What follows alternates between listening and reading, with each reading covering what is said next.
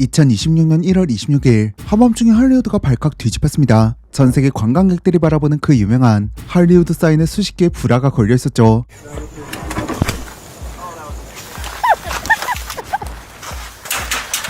범인은 관종 인플루언서가 아닌 지금 할리우드에서 가장 핫한 여배우 시드니 스윈이었습니다. B급 영화로 데뷔해서 특유의 관종기를 알아보고 유명 회사의 대표가 그녀에게 1조가 넘는 돈을 투자해버렸죠. 금발 미녀라는 프레임 뒤에 숨겨진 그녀의 진짜 모습, 10년 전부터 설계한 그녀의 비즈니스 계획부터 인생사까지 한 번에 그려보도록 하겠습니다. 1997년 미국 워싱턴주 작은 도시에서 태어난 시드니 스윈이 겉으로는 굉장히 평범한 시골 소녀였던 그녀가 10대에 진입하고부터는 스멀스멀 배우라는 꿈이 피어오르고 있었습니다. 그리고 12살이 되던 해 그녀가 살던 작은 마을에 독립영화 오디션 기회가 찾아옵니다. 그런데 여기서 단순히 저 오디션을 봐야겠다가 아니라 이제 정말 부모님을 설득해야겠다고 결심합니다. 그래서 12살의 초등학생이 무려 5개년 커리어 계획을 프레젠테이션으로 부모님에게 제시해요. 그냥 단순히 할리우드에 보내주세요가 아니라 할리우드에 가야 하는 이유, 부모님이 나에게 투자를 해야 하는 이유를 제대로 설명하기 시작한 거죠. 결국 부모님의 마음을 움직이는 데 성공했고 그녀는 고향을 떠나 LA로 향했습니다. 하지만 2008년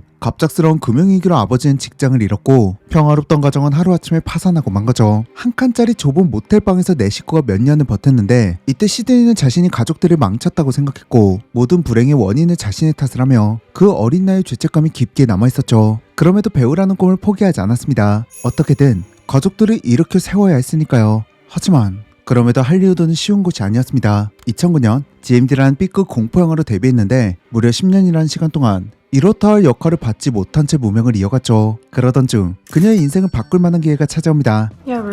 바로 HBO 드라마 유포리아였습니다. 10대들의 일탈과 방황을 그린 유포리아는 미국 10대들 사이에서 큰 인기를 끌었고 시드니는 순식간에 스타덤에 올랐습니다.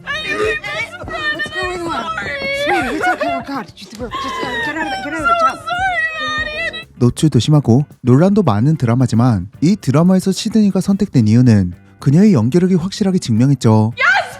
I am in love with Nate Jacobs and he is in love with me and you know you can give me that look, Maddie. All judge me if you want, but I do not care. I have never, ever been happier. 보통 그녀의 기사 같은 걸 보면 늘 몸매가 부각되어 있죠. 그럼에도 이 드라마에서는 왜 시드니가 캐시역을 맡아야 했는지 또 단순히 몸매로만 부각되는 배우가 아니라는 걸 증명해냈습니다. It sounds like you scored. Yeah, he's super hot. Congrats. 거기에 화이트 로투스에서는 캐시와는 정반대의 독설가를 소화하며 대중들에게 확실히 연기 좀 한다는 인상을 남겼죠. So weird. You put it in there and then like an hour later it's stolen. 여기서부터는 이제 단순히 조연은 넘어 시드니 스윈이라는 배우한테 투자하는 제작사들이 생기기 시작했습니다. 자신이 점차 브랜드화된다고 느낀 그녀는 본격적으로 자신의 프로덕션 회사를 만들고 브랜드를 확장하기 위해 비즈니스를 전공하기 시작했죠. 집에서 보는 드라마 OTT에서의 시드니는 확실히 인지도를 올린 상태지만 이 시점에 극장 티켓 파워가 좋은 배우냐는 질문에는 아직 애매한 상태라는 답이 나오는 상태였죠. 영화에서는 조연 정도로 머물고 딱히 임팩트가 강한 역할로 작품을 끌어간 적은 없었거든요. 그래서 확실히 흥행한 극장 작품을 만들어야 하는 시점이었습니다. 그러던 중 페이크 러브라는 한 로코 영화의 시나리오를 받게 됩니다. 시드니가 시나리오를 받은 시점이 아직 감독도 정해지지 않고 제작사는 물론 남주 또한 정해지지 않은 상태였습니다. 그런데 그녀는 이 영화의 가능성을 봤습니다. 이건 되겠다. 마침 시드니가 피프티 필름이라는 자신의 프로덕션 회사를 만들어둔 상태였고 본인이 직접 제작에 관여하기로 결심했죠. 그리고 이 시점이 소니에서 대형 프로젝트를 준비 중이었는데 시드니가 참여할지 말지 고민하던 시점이었습니다. 그래서 곧장 시드니는 소니와 미팅을 잡고 이 영화에 투자해준다면 소니가 준비 중인 대형 프로젝트에 참여한다는 딜을 겁니다. 소니의 입장에선 시드니가 가져온 영화에 큰 제작비를 쓸 필요는 없었고 이거 하나 제작하면 시드니라는 카드를 마음대로 활용할 수 있었던 거죠. 그래서 그녀의 딜을 받아들입니다. 그리고 2,500만 달러, 우리 돈으로 360억 정도의 제작비를 투자했죠. 이게 우리에게는 제작비가 크게 느껴지는데 사실 할리우드에선 중저 예산 수준입니다. 감독에는 윌 글럭이 섭외되는데 EJ 프렌즈 위드 베네핏의 감독을 맡은 로코로 이름을 알린 감독을 섭외했습니다. 이제 로코에서 중요한 남주를 캐스팅할 차례인데 여기서 시드니는 글렌 파워를 선택했어요. 시드니의 제안을 받은 글렌 또한 섭외에 응했고 실제로 두 사람의 케미가 워낙 좋아서 자주 열애설이 나기도 했습니다. Hi. Where's your bathroom? It's for customers only. Oh, okay. I'll buy something. You gotta pay up there. Please, it's an emergency. Honey, about to order. Do you want your usual? Oh, and the bread. It's grilled cheese night. And she is part of the purchasing class, so can we get the bathroom key? 이렇게 저예산으로 시드니가 직접 회사를 걸고 참여한 작품 드디어 영화관에 딱 걸립니다. 하지만 성적은 아주 처참했어요. 이대로라면 저예산 제작비도 건지지 못할 정도였는데 곧장 엔딩 크레딧 속 장면을 각종 쇼폼에 바이럴시키기 시작해요. 이게 또 챌린지로 이어지면서 성공했죠.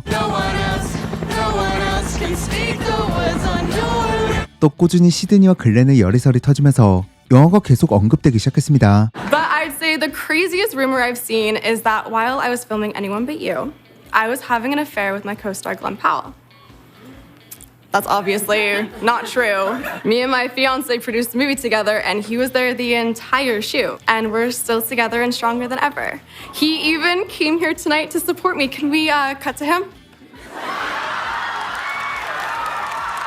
결국 시드니는 이 영화를 2억 2천만 달러 흥행, 우리 돈으로 3,200억 정도가 넘는 흥행 기록을 세웁니다. 제작비의 거의 10배가 넘는 돈을 벌어들인 겁니다. 소니가 웃는 것뿐만 아니라 시드니는 티켓 파워를 증명했고 거기에 자신의 신생 프로덕션 회사의 가치를 올려놓은 거죠. 소니는 좀 있으면 대형 프로젝트의 영화도 개봉할 거고 이런 저예산 영화까지 성공했는데 여기서 시드니를 확실히 잡아둘 필요가 있었는지 곧장 바바레라 리메이크 영화의 시드니를 여주로 앉힙니다. 이 영화도 그녀의 회사가 제작에 참여한다고 알려져 있고요. 자, 그럼 이제 그렇게 기다렸던 소니의 대형 프로젝트만 성공하면 되는데 바로 그 작품이 스파이더맨 유니버스로 있는 마담에 아시는 분들은 아시겠지만 쫄딱 망했어요.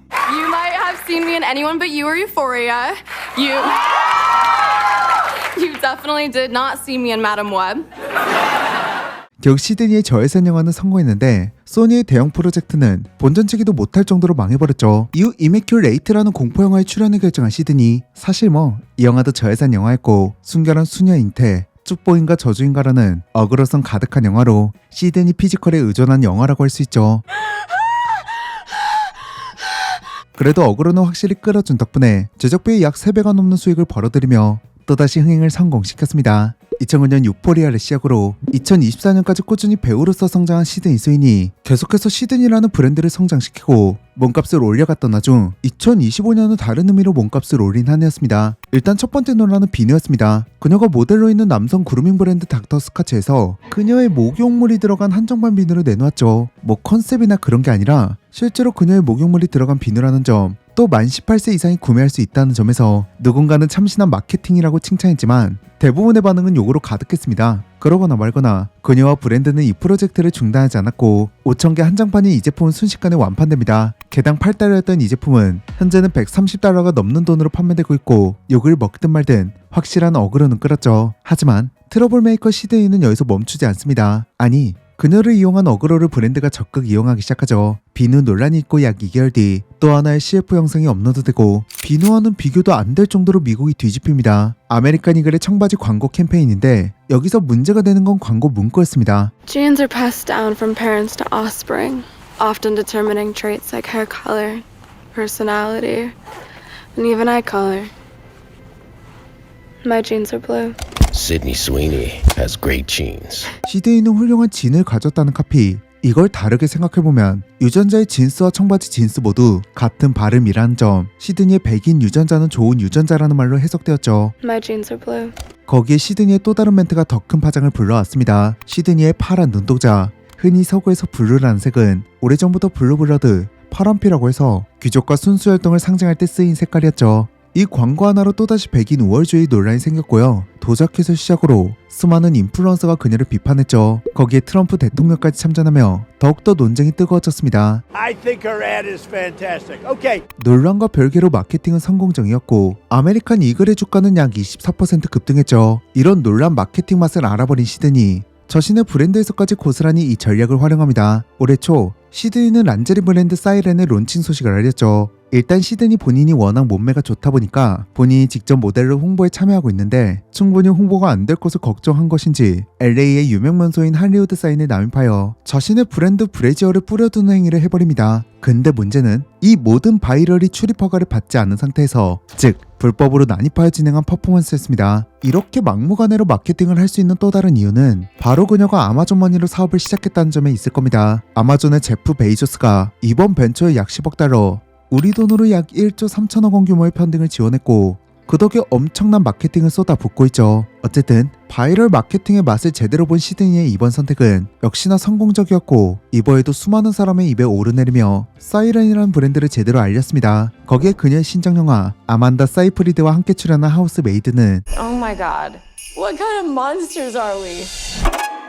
역시나 이번에도 노출 마케팅 덕분에 현재까지 제작비의 약 7배 정도의 수익을 내며 또다시 흥행을 성공시켰죠.